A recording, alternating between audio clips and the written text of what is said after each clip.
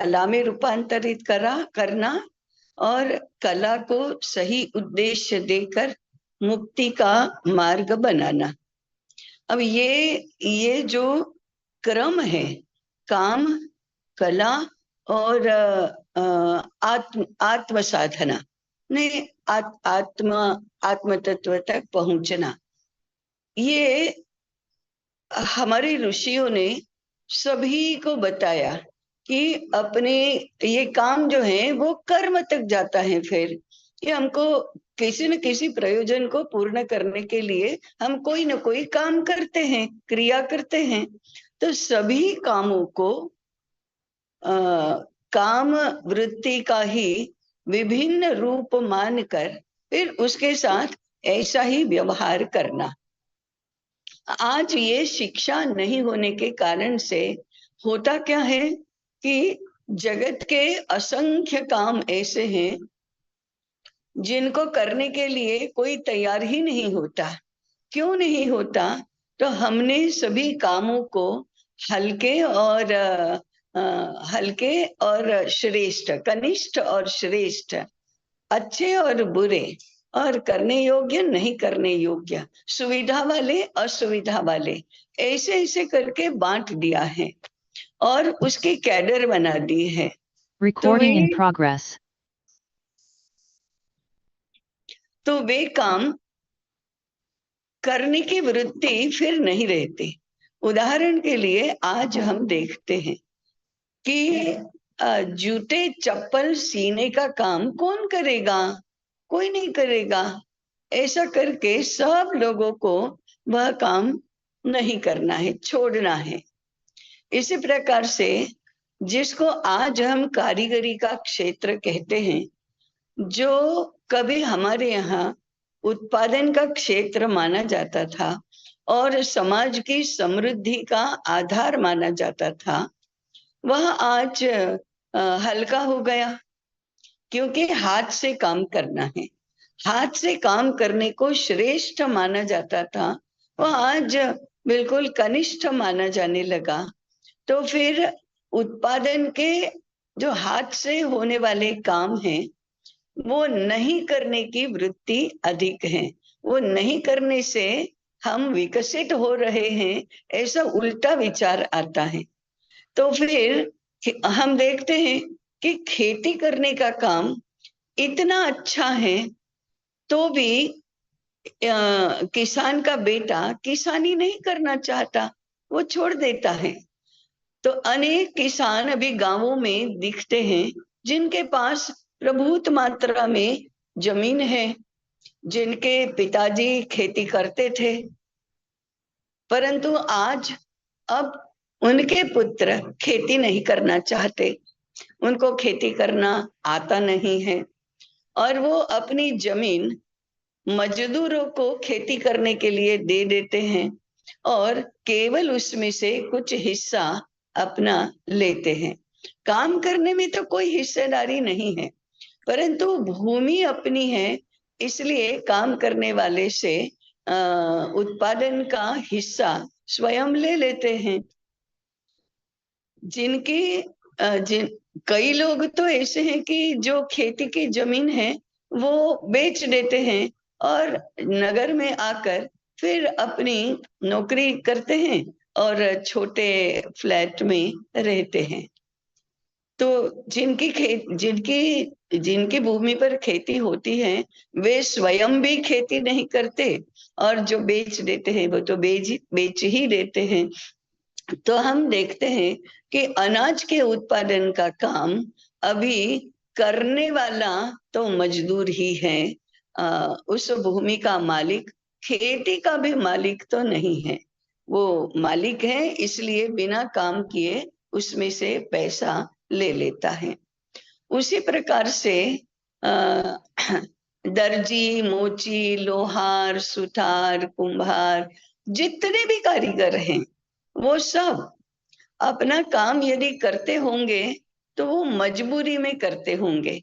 और ये क्या करें, हम पढ़े लिखे नहीं हैं इसलिए ये काम कर रहे हैं। और फिर वे अपने बेटों को पढ़ने के लिए भेजते हैं जो फिर अपने पिता का धंधा तो नहीं करते हैं।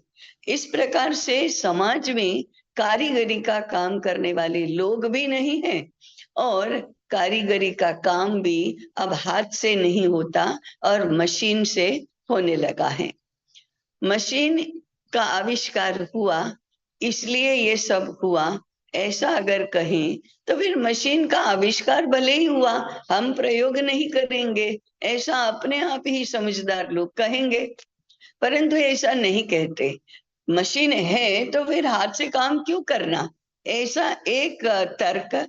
और फिर मशीन करेगा, हम नहीं करेंगे, तो मशीन का आविष्कार करो, ऐसा आग्रह करेंगे। मशीन का आविष्कार करने के लिए प्रयोगशाला में अनुसंधान करेंगे, परंतु मशीन बनाकर रहेंगे और हमारे हाथ काम नहीं करेंगे, हम काम नहीं करेंगे, ऐसा ऐसा करेंगे।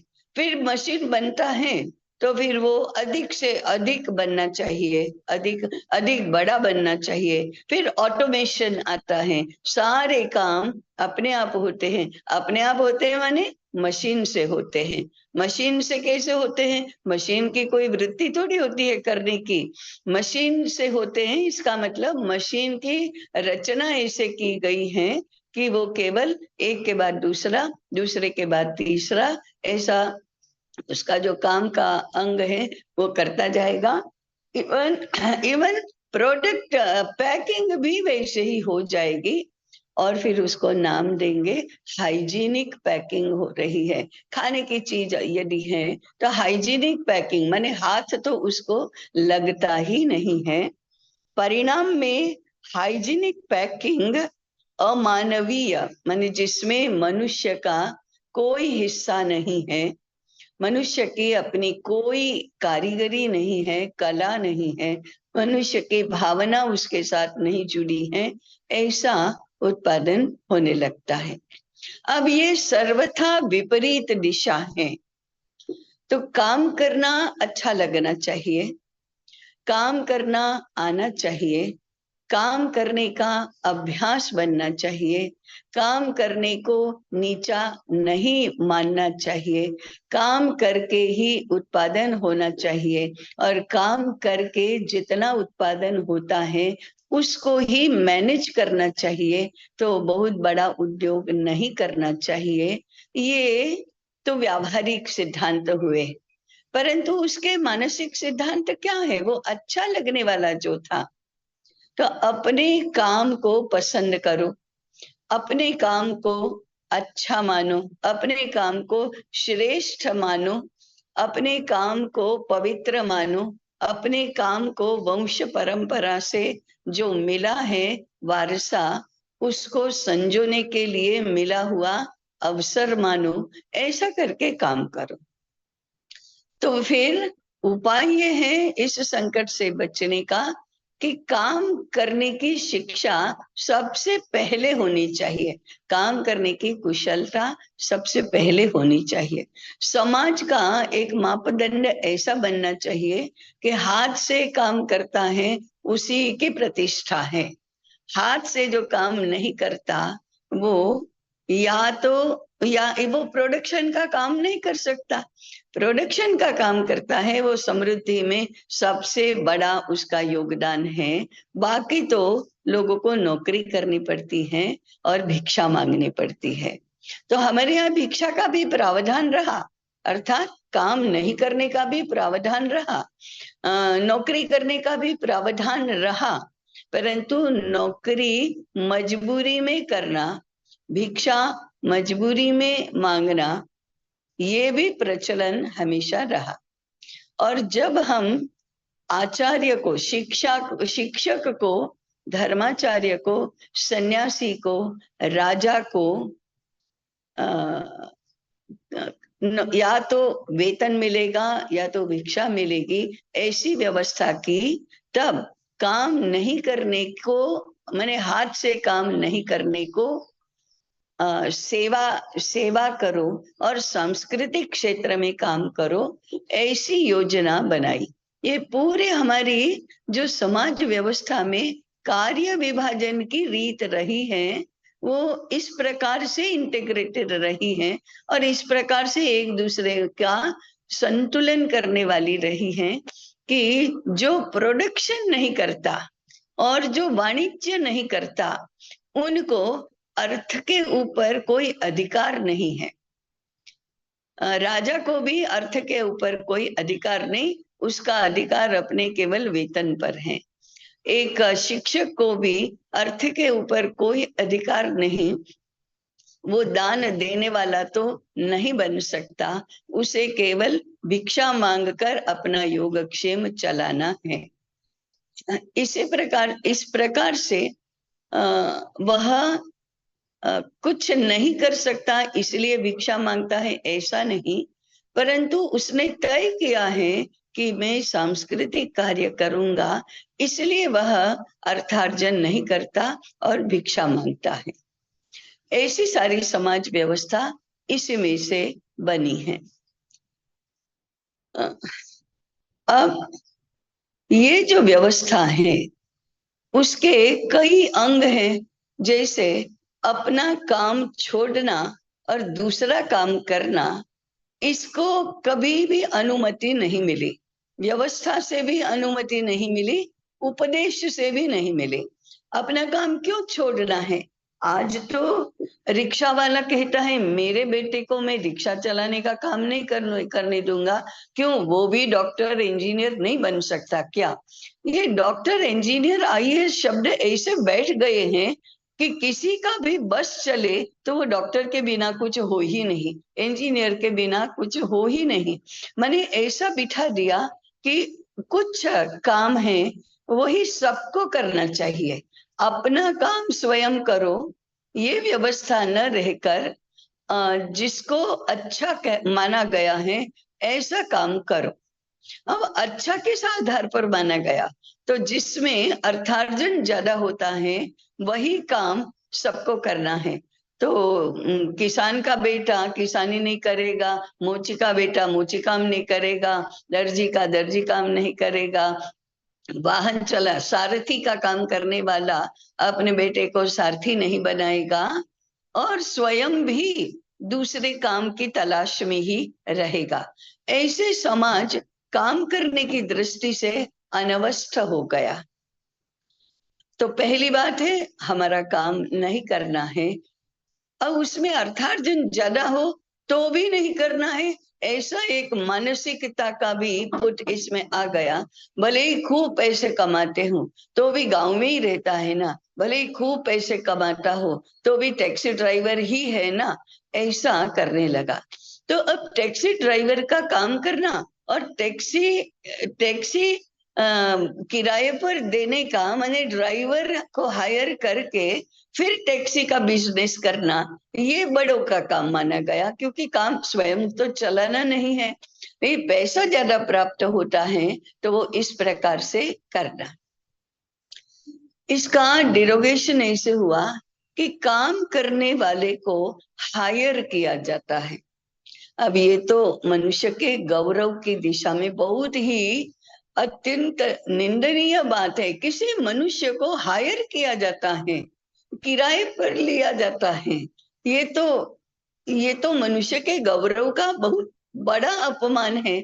लेकिन हायर करना ये व्यवस्था आम हो गई, तो हायर किया जाने वाला ही तो नौकरी करता है, नौकर है, ऐसा कहा जाएगा। तो ये हायर करने की प्रथा शुरू हुई। किसी को हायर करने में भी गौरव की हानि नहीं लगती और हायर होने में भी गौरव की हानि नहीं लगती, अर्थात नौकरी करने में भी नहीं लगती।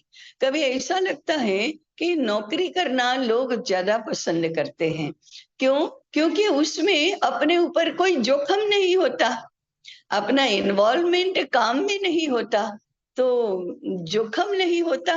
इसका मतलब है आर्थिक सुरक्षा है। एक महीना पूरा हुआ तो निश्चित राशि हमारे हाथ में आती है, पैकेज कितना है, ऐसा आर्थिक सुरक्षा हो गई। और रिस्क कोई नहीं रहा। रिस्क क्यों कोई नहीं रहा? तो काम करने में हम कैसे काम कर रहे हैं वो तो कोई देखेगा नहीं, और उसके तो अनेक बहाने हैं, छुट्टियां होती हैं, सब कुछ होता है। अब प्राइवेट सेक्टर में जब हायर किए जाते हैं लोग, तो उनसे तो काम का हिसाब बराबर मांगा जाता है, और उसमें सरकारी नौकरी में आप सुरक्षित हो जाते हैं। क्यों? क्योंकि इतना बड़ा ऐसा तंत्र है कि कौन किसके क्या देखेगा। सरकारी प्राथमिक शाला में क्यों नहीं पढ़ाते? कोई कोई पूछने वाला ही नहीं है। हाँ, व्यवस्था पूछने की बहुत बड़ी है। माने निरीक्षण भी होता है, इंस्पेक्शन होता है, सीआर बनते हैं, वो जाता है, लेकिन इंस्पेक्शन करने वाला भी वो नौकर ही है। वो कोई अपना अपना विद्यालय थोड़ी चलाता है, वो तो सरकारी विद्यालय है। इसलिए सरकारी व्यवस्था में काम किसी का भी नहीं होता है, इसलिए लोग सरकारी नौकरी करना चाहते हैं। अब प्राइवेट सेक्टर में काम का हिसाब मांगा जाता है, वेतन नहीं दिया जाता है, कम दिया जाता है, क्योंकि हायर करने के लिए बहुत लोग मिल जाते हैं। वहां कोई ऐसे नौकरी की, परमानेंट नौकरी की कोई व्यवस्था नहीं है, इसलिए वो जो वेतन देता है वो तो मालिक है। सरकार में वेतन देने वाला भी अपनी जेब से वेतन नहीं देता, वो तो किसी का भी काम नहीं है। तो देने वाला भी सरकारी, लेने वाला भी सरकारी, इसलिए वहां सुरक्षा है। प्राइवेट सेक्टर में ऐसी सुरक्षा नहीं रहती है। तो क्या होता है? काम करने में क्या आनंद आने लगता है? नहीं, शोषण होने लगता है, क्योंकि पैसा देने वाला पूरा का पूरा वसूल किए बिना तो पैसा देता नहीं है। अब पूरा का पूरा काम किया नहीं तो फिर पैसा मिलता नहीं है। तो ऐसी एक मजदूरी और शोषण की दुनिया इससे निर्माण हो गई है। अब इसमें से कोई बाहर निकलने का रास्ता ही नहीं मिल रहा है, ऐसी स्थिति में हम पहुंच गए हैं। इसको तोड़ना है। इसके लिए जिम्मेदार कौन है? इसके लिए जिम्मेदार शिक्षा है। शिक्षा से ही हमने ये सारे मूल्य, या जिसको कहेंगे कि विपरीत मूल्य, स्थापित कर दिए हैं। यंत्र आ गए तो यंत्रों को बनाने वाले यंत्रों को बेचना चाहते हैं, क्योंकि उनको तो पैसा चाहिए। इसलिए वो एडवर्टाइज, आप काम करने के लिए थोड़े पैदा हुए हैं, हमारे ऊपर सारा छोड़ दो, हमारा यंत्र सब कुछ कर देगा, बस आप तो उसके बदले में पैसा दो। ऐसा एक जाल खड़ा हो जाता है एडवर्टाइजमेंट का। उसी में से फिर यंत्रों के आगे उत्पादन के क्षेत्र में मजबूर हो गए, तो कॉरपोरेट सेक्टर इसी में से निर्माण हो जाता है। बेचने वाला भी अब स्वतंत्र नहीं है, किसी न किसी बहुत बड़े उद्योग का एक पुर्जा है। अपने छोटे छोटे उद्योग चलाने वाले भी अगर यंत्रों से कर रहे हैं, तो वे भी कहने के लिए तो उनका अपना उद्योग है, परंतु वे यंत्रों के स्पेयर पार्ट ही बना रहे हैं, यंत्रों के लिए लगने वाली छोटी छोटी छोटी सामग्री ही बना रहे हैं। तो वे तो फिर बड़े एक तंत्र के एक पुर्जे ही हो गए, उनको तो दूसरे पर डिपेंड ही करना है। और फिर वहां भी ऐसे वो लेन देन का और निगोशिएशन का एक बड़ा तंत्र हो जाता है कि it becomes war of nerves. सारे मार्केटिंग करने वाले वॉर ऑफ नर्व्स में ही हिस्सेदार हो गए हैं, और बिना चाहे हिस्सेदार हो गए। मातृभूमि की रक्षा के लिए यदि युद्ध में भाग लेना है, तो मरने की भी वृत्ति हो जाती है और गौरव लगता है, वो प्राणार्पण करने के लिए भी तैयार हो जाते हैं। परंतु ये जो वॉर ऑफ नर्व्स पैसा कमाने के लिए और अर्थ क्षेत्र में होता है, उससे तो टेंशन बढ़ती है और सुसाइडल इंस्टिंक्ट ही समाज में व्याप्त हो जाती है। उससे फिर आगे कंपटीशन एक तो उत्पादन के क्षेत्र में, व्यापार के क्षेत्र में कंपटीशन वो सार्वत्रिक बनती हैं। फिर ऐसे में स्पर्धाएं होती है, वो प्रवेश के लिए भी स्पर्धा है, अपॉइंटमेंट के लिए भी स्पर्धा है, बने रहने के लिए भी स्पर्धा है। तो सारे स्पर्धक एक दूसरे के शत्रु हैं, एक दूसरे के मित्र नहीं होते हैं। यदि मूल्यनिष्ठ ऐसी विकास की कल्पना है तो उसमें होने वाली स्पर्धा को तो कभी हम हेल्दी कंपटीशन कहेंगे। वो मूल्यनिष्ठ है, परंतु ये मूल्यनिष्ठ नहीं है। ये स्पर्धा कभी भी हेल्दी नहीं होती। स्पर्धा संघर्ष को जन्म देती है, संघर्ष हिंसा की ओर ले जाता है और हिंसा नाश की ओर ले जाती है। ऐसी ये सारी स्पर्धा से शुरू हुई पद्धति विनाश की ओर ले जाती है। ये विनाश फिजिकल ना भी हो, आर्थिक विनाश की ओर ले जाती है, तो उसके पीछे पीछे सांस्कृतिक विनाश भी होता ही है। ये सारा हमने उल्टा कर दिया। इसका मूल कारण हम अपनी शिक्षा नहीं दे रहे हैं। अपनी शिक्षा दे भी रहे होंगे तो उसमें हमारी विचार करने की दृष्टि, देखने की दृष्टि अभी भी इन मूल बातों की ओर नहीं जा रही है। इसमें से एक सुविधा की दुनिया निर्माण हो जाती है, तो श्रम से सुविधा श्रेष्ठ है, सुविधा के लिए ही तो सब काम कर रहे हैं। ऐसी छोटी छोटी बातें आ जाती हैं। सुविधा कैसे भी स्वास्थ्य की हानि होती हो तो भी सुविधा चाहिए, अपनी हानि होती हो स्वास्थ्य की तो भी सुविधा चाहिए, दूसरों की हानि तो सुविधा के लिए हम कुर्बान कर ही सकते हैं। ऐसा एक पूरा जाल पैदा होता है। इसके सामने हमारी व्यवस्था ये थी कि अपना काम स्वयं करो, काम किए बिना रहो नहीं। व्यवसाय जो है, अर्थार्जन का काम है, वो भी छोड़ना नहीं, उसके प्रति निष्ठा होनी चाहिए। तो हर काम करने वाला अपने काम को भगवान की पूजा मानता है। वो भगवान कौन है? समाज पुरुष, यही भगवान है, तो उसकी पूजा मानता है।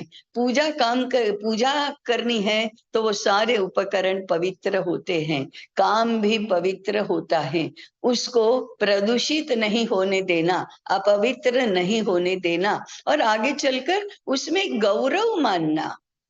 हमारे काम करने वाले लोगों की जातियां बनी थी, हर जाति अपनी जाति का गौरव मानती है, और फिर हर जाति के अपने अपने देवता होते हैं, हर जाति का अपना पुराण होता है, हर जाति का गौरवपूर्ण इतिहास होता है, हर जाति को अपने अपने कुछ नियम संयम होते हैं, कुछ रीत होती है। वंश परंपरा से जो व्यवसाय मिला है वही करना चाहिए, ऐसी निष्ठा होती है। फिर उसके अनुकूल व्यवस्था भी बनाई जाती है कि हाँ, कोई सरलता से व्यवसाय छोड़ेगा नहीं। तो वंश परंपरा से जब व्यवसाय सीखा जाता है तो व्यवसाय सीखने की पैसा नहीं लगता, उसमें और कोई अलग से समय नहीं निकालना पड़ता, उसमें कोई किसी का आश्रित नहीं होता, कोई किसी का नौकर नहीं होता, कोई किसी का मालिक नहीं होता। सब काम में सहभागी होते हैं, सबका मिलकर एक काम होता है, और सब एक दूसरे की सहायता करते हैं और मजे से रहते हैं। तीसरा, परंपरा से, कुटुंब परंपरा से यदि व्यवसाय आया है तो उसमें एक्सेलेंस अपने आप आती है, क्योंकि जन्म से ही उसे उस काम की कुशलता संस्कार के रूप में प्राप्त हुई है, तो उसको सीखने में समय नहीं लगता। फिर उसमें उत्कृष्टता अभ्यास के कारण से, अनुभव के कारण से बढ़ती जाती है। यही कारण है कि हमारे कारीगरों ने इतनी उत्कृष्टता प्राप्त की कि विश्व में आज उसको कोई पहुंच नहीं सका है, ऐसी उत्कृष्टता प्राप्त होती है। और सब लोग एक दूसरे के पूरक बनकर समाज में भी रहते हैं। ऐसी ये भी आर्थिक सुरक्षा है। किसी को भी बेरोजगारी का भय नहीं है। वो बड़ा होने पर उसको रोजगार नहीं मिलेगा, अर्थार्जन नहीं होगा, ये नहीं है। वो तो जन्म से ही उसका अर्थार्जन तो तय है। इसलिए फिर शिक्षा ज्ञान संपादन करने के लिए होती है, अर्थार्जन के लिए शिक्षा नहीं, ज्ञानार्जन के लिए शिक्षा होती है। शिक्षा ग्रंथमाला में ज्ञानार्जन की जितनी भी बातें कही है, ज्ञानार्जन का मनोविज्ञान समझाया है, वो तो इस स्थिति में जो ज्ञानार्जन होता है उसके लिए है।